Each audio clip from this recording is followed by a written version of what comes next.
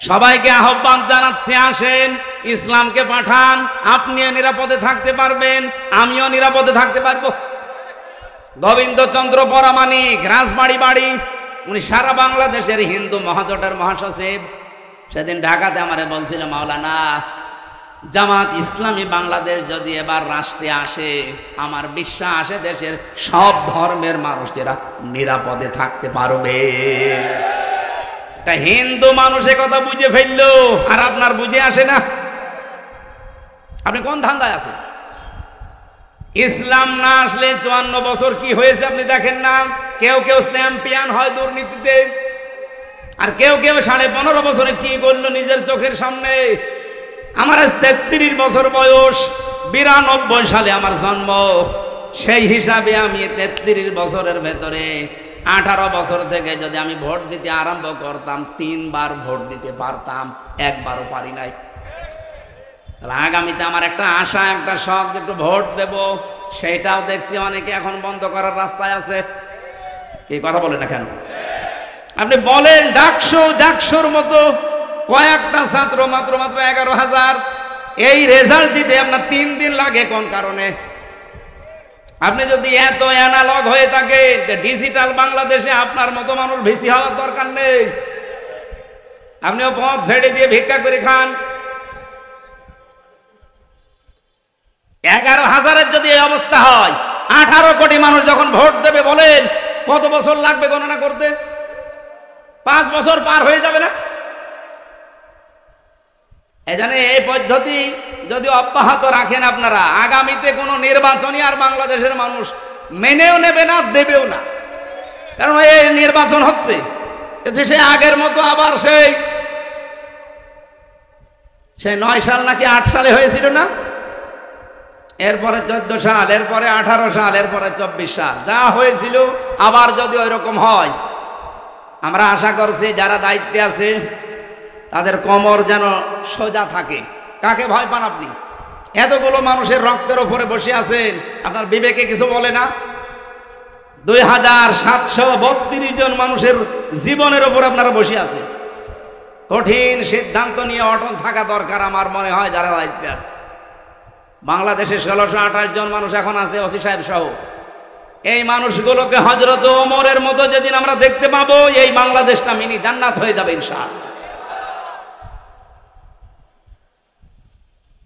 আল্লাহ পাক একেবারে সর্বশেষ যখন সব চাইতে বেশি রাগান্বিত হয়ে যায় কারো উপরে, যখন দেখে লোকটা সুদ খায়। এদেশে তো সুদ নেই। হ্যাঁ, এদেশে হয়তো ব্যাংকিং ব্যবস্থা যে সুদগুলো অনেকে করেন না, কিন্তু এই যে টাকা ছেড়ে রাখেন, টাকা আসে, 1000 টাকা দিয়ে রাখলে 100 টাকা করে মাসে মাসে বেশি দেয়। এই সিস্টেমে আছেন কারা দেখি তো, বলেন লিল্লাহি তাকবীর। ও এই এলাকায় নেই, আলহামদুলিল্লাহ। যদি কেউ করে থাকেন, আশা করছি আপনি এই অন্যায়টা ছেড়ে দেন, নয়তো আপনি নামাজও পড়েন, মায়ের সাথে জিনাও করেন। একটা নিকৃষ্ট শব্দ এটা। সন্তান যত খারাপ হোক, বলেন তো মায়ের সাথে জিনা করা এটা সম্ভব? হ্যাঁ বলেন। অথচ হাদিসে এটা যারা সুদ খায়, 1 টাকা পরিমাণেও যারা সুদ খায়, ওজনে 1 বার 2 বার না, মায়ের সাথে 33 বার জিনা করে। আল্লাহ তুমি আমাদের দেশের মানুষকে এই মহা পাপ থেকে বাঁচাও। আরো জোরে বলেন। তাহলে মুসলিম শরীফের হাদিসের বাক্য ছিল 4টা কাজে আল্লাহ খুশি, আর এই 4টা কাজে আল্লাহ বেজার। যেগুলোতে আল্লাহ খুশি আমাদেরকে এই কাজগুলো দুনিয়ায় করার তৌফিক দেন, যেগুলোতে নারাজ আল্লাহ ছেড়ে দেওয়ার সুযোগ দেন। বলেন আমিন। আমার তেলাওয়াত কিন্তু আয়াত সূরা আরাফের 26-27, আমরা 2টা আয়াত পড়েছি। আলোচনার বিষয় ছিল মানব জাতিকে শয়তানের প্রথম হামলা এবং তার পদ্ধতি কি ছিল। এই পৃথিবীতে শয়তানের যত টার্গেট, সর্বপ্রথম টার্গেট ছিল এই যে আয়াতে আছে। রব্বুল আলামিন বলেন, ইয়া বানি আদম ক্বাদ আনজালনা আলাইকুম লিবাসা। হে বনি আদম সন্তান, এখানে লক্ষ্য করেন আল্লাহ কিন্তু ঈমানদারকে ডাকেন নাই, আল্লাহ মুসলমানদেরকে আলাদাভাবে বলেন নাই, ডাক দিয়েছেন ইয়া বানি আদম, হে বনি আদমের সন্তান। বলেন তো অন্যান্য ধর্ম যারা মেনে জরেওয়ালা বনি আদম সন্তান কিনা? বলেন বলেন। তার মানে অন্য ধর্মের লোক যদি আশপাশে থাকেন, সে আপনি হিন্দু হন, খ্রিস্টান হন, বৌদ্ধ হন, যারা আছেন সবাইকে আল্লাহ ডাক দিয়েছেন, কারণ সবার মালিককে। বলেন বলেন। ওরা হয়তো বাপ দাদার কথা মানতে গিয়ে সরাসরি বলতে পারে না আল্লাহ, কিন্তু মনের ভেতরে এটা ওদের আছে। বিপদে পড়ে দেখবেন তখন কিন্তু আল্লাহ ছাড়া আর কোনো ভগবানের নাম মনে আসে না। কথা বলেন। আমার বরিশালে ছিলাম ছোটবেলায়, যেতাম তখন নৌকায় ব্রিজ ছিল না, হঠাৎ দেখে একটা ঝড় উঠেছে। আমরা তো পড়ছি লা ইলাহা ইল্লা আনতা সুবহানাক। পাশে আমার দেখে এক দাদা হিন্দু আর দাদি, ওরা বলছে লা ইলাহা ইল্লাল্লাহ। কি গো, চেহারা দেখে তো মনে হচ্ছে অন্য ধর্মের লোক। কালেমা পড়েন, মুসলমান হয়েছেন? বলছেন না। পড়েন কি করে? বলছে যে ঝড় উঠেছে এ কালী দুর্গার কাজ না, আল্লাহ লাগবে। মানে সবার মনের ভেতরে আল্লাহ একজন আছে, কিন্তু বাস্তবের খাতিরে অনেকে বলতে পারে না।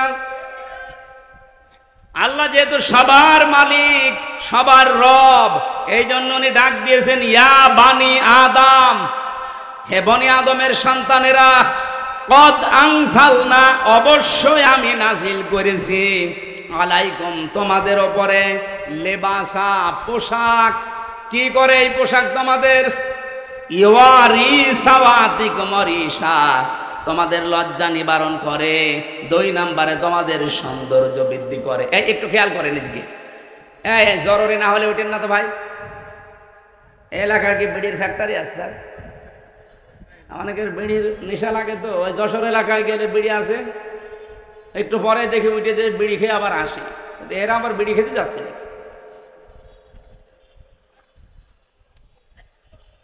গাইবান্ধা বাসে একটু খেয়াল করেন, এখানে শব্দের ভেতরে আমরা 2টা বিষয় পেলাম।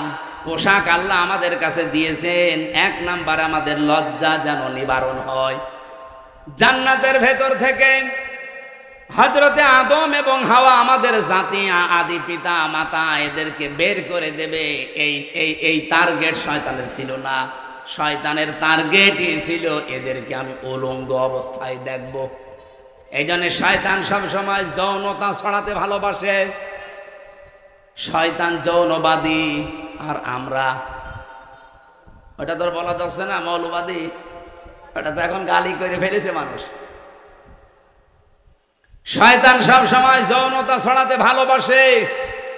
যারা আজ নিজেদের গোপন অঙ্গগুলো 8-60 পোশাক পরে, ছোটখাটো পোশাক পরে, শরীরের আপত্তিকর জায়গাগুলো মানুষকে দেখিয়ে মজা পান, আপনি নিজে বিশ্বাস করতে পারেন আপনি মানবের আর সন্তান নেই, আপনি শয়তানের সন্তান। পৃথিবীতে আল্লাহর যত সৃষ্টি আল্লাহ বানিয়েছেন 18,000 আমরা বলি, তার চাইতেও বেশি আছে। শুধুমাত্র একটা সৃষ্টি দেখবেন তাদের লজ্জায় স্থান মানুষকে দেখায়, কুকুর।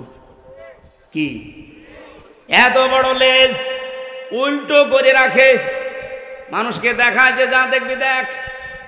আমার তো মনে হয় এই দেশে যারা নিজেদের উলঙ্গ, অর্ধ উলঙ্গ পোশাক আশাক পরে বিভিন্ন গোপন অঙ্গগুলো মানুষকে দেখি আরো আনন্দ পায়, এরা আর কুকুর সমান। আমি এত নিচে নামতাম না। আপনার একটু লজ্জা লাগে না এমন খারাপ পোশাক পরে রাস্তায় আসেন? মানুষ আপনাকে দেখে কত রকমের আজে বাজে, কত রকমের নিম্ন কথা বলে আপনি জানেন? আপনি যখন রাস্তা দিয়ে আপনার বউকে উলঙ্গ, অর্ধ উলঙ্গ করে মোটরসাইকেলে নিয়ে যান, কত যুবক রাস্তায় দাঁড়িয়ে বলে মাল গেল। আর আপনার বউকে দেখে যদি কেউ বলে যে মাল গেল, ওই মালের পেটে আর ভালো মাল আল্লাহ দেবে না। কারণ মেয়েদের এই কয়েক ইঞ্চি পেট, এটা খুব দামি জায়গা। এখানে যার নজর যত খারাপ পড়বে, ওখান থেকে খারাপ জিনিস ডেলিভারি আসবে। বলে যে হুজুর দোয়া করেন ছেলে যেন আব্দুল কাদের জেলানির মতো হয়। ছেলে আব্দুল কাদের জেলানি এমনি হবে? আপনি আব্দুল কাদের জেলানির জীবনী পড়েন, তার মা কোন ধাঁচের ছিলেন, হযরতে আব্দুল কাদের জিলানী রহমতুল্লাহ আলাইহি যে মায়ের পেটে এসেছিলেন, ওই মা বাসর রাতে, স্বামী বাসর রাতে ঢোকার পরে দৌড় দিয়েছে আবু মুসা জঙ্গি রহমতুল্লাহ আলাইহি। আমি তার জীবনী পড়তে গিয়ে এটা পেয়েছি। স্ত্রী তখন ডাক দিয়ে বলছে, স্বামী আপনি দৌড় দেবেন না, আমার বাবা আপনাকে যেই যেই কয়টা কথা বলেছিল সবই রূপক অর্থে ঠিক আছে। আমার বাবা বলেছিল আমি নাকি অন্ধ, হ্যাঁ আমি অন্ধ। যৌবন পাওয়ার পরে আজ পর্যন্ত আমার চোখ দিয়ে আল্লাহর নিষিদ্ধ কোনো জিনিস আমি দেখি নাই। মেয়েরা যৌবন পায় কখন? এখানে একটা মাসলা বলা দরকার। মেয়েরা এসেছে, সম্মানিতা মা বোনেরা, যখন পয়েন্ট এসেছে আপনাদের মাসলাটা জানা দরকার। মেয়ে মানুষেরা যৌবন প্রাপ্ত হয় যখন তাদের শরীর খারাপ হয়, সেটা 12 বছর 15 বছর 16 বছর যাই হোক, যখনই শরীর খারাপ হবে ওই দিন থেকে তাদের নামাজ এবং রোজা ফরজ।